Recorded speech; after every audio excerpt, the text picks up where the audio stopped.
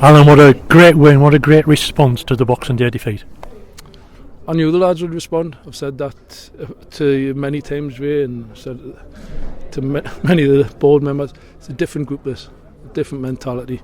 They were fuming on Boxing Day, losing that game after working so hard to get back into it, and to lose it in a manner we did was really disappointing. But you've got to give Scarborough the due. They worked extremely hard and they nicked that one on the day, but the lads come back here to prove a point today, and I think they've done that in abundance. I think we could have been 4-5-0 up at half time, and then, to be honest, I spoke to John afterwards, we could have won that 8-9 quite comfortably, but I was absolutely fuming in the last 5 minutes because they threw away the clean sheet. I said to the lads at half time, all I wanted was a clean sheet. That was it. It didn't matter, just go and win the game, clean sheet, job done, because I knew what we had up top was causing them absolute chaos. So they got a bollocking at the end of the game for conceding 2 sloppy goals. But what a great way to start the game, though. We were on top. Becky missed a sitter mind before he did score. I say there's some chances the lads were creating, and you toy with the idea and going with 3 midfield, but I looked at this pitch and it was lively, bobbly, and I'm just thinking, use what I've got. And that front four is phenomenal. When they're all at the game, when they all do what they need to do and not complicate it, they're unplayable. Not about what anyone says, and the goal scoring charts tell you that. They're so difficult to deal with. And I thought that's the way we're going to have to play, is get rid of the bobbles in the pitch, just play up to Becky, play up to Hayes, playing behind for Kane, and then the game will get stretched to allow Jack to do his magic. And to be fair to them, every single player out there worked their socks off. They really, really did, and they were really wound up. I will say that they were really wound up because of some of the responses we got after losing the game. I think it was very harsh on what the lads have done so far, and they wanted to prove people wrong, and that's what I've said to these lads, that they've got that in the locker, these lot, and I'm delighted with them. That's 7 straight away wins in league and trophy, which is a great record.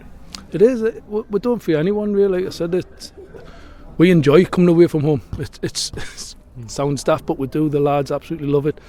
Something about home which is not clicking. I don't know why.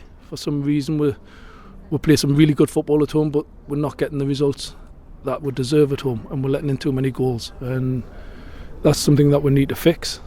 But as I say, I can't fault the effort from these lads, the way they're going. I'm disappointed with losing the game, and the lads have proved to me that them was just as disappointed as I was, as the fans were, and I hope they've proved, as I say, shut a few people up, to be honest. Becky scored 2, Jacob Hazel scored 2, but the goal of the match, surely, was Jack Lambert. I mean, what a free kick, right-footed, it arrowed into that top corner. We're standing right behind it. It was an unbelievable hit, and Jack was quiet. I honestly thought for him, but that's why you've got Jack there. He's got that magic in him. He's got magic in his boots, and he makes things happen. You look at here's his goal in the first half, by the way.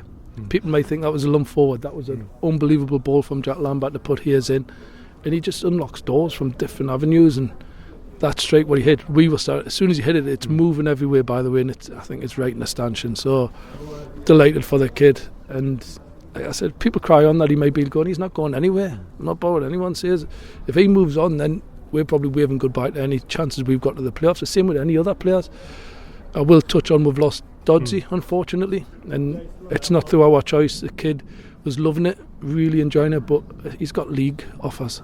We can't stand in that way. When he's not our player, he's got to look after himself, and he's been fantastic, but I think he'll make a great career for himself. I tried to keep him. I did try to keep him, but the thing is with him, he can always come back to this level. He's got to play as high as he can while he can, and I'm delighted for the kid. I'm delighted that we've given him that platform, and he's rewarded with some fantastic performance. But now we've got these lads back, Griff back, Paddy Orman back in there, who can play anywhere along the back four. So I'm not concerned one little bit. Yes, we would like to strengthen. Everyone wants to strengthen, but we've got a really tight knit group here, and I'm delighted with every single one of them. We had a delay in the second half there. We can't say much about it because we're bound to hear from the FA. Do you think it benefited us more than them? Because we went 3-0 up. Obviously you had a chance to regroup a little bit and just remind the lads don't switch off, sort of thing. So we went 5-0 up within 10 minutes of coming back out. It's difficult because I was saying to Daz, you lose the game, you're losing the game 3-0 and then it stops.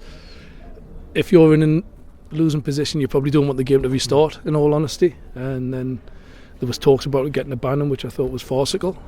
That's my take on it, but we've just got to live with what this new protocol is.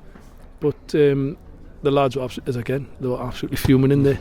If there was talk about it, and they were fuming. They wanted the game done, and they went out there and, as I say, made sure of it. I was just disappointed that we never scored more.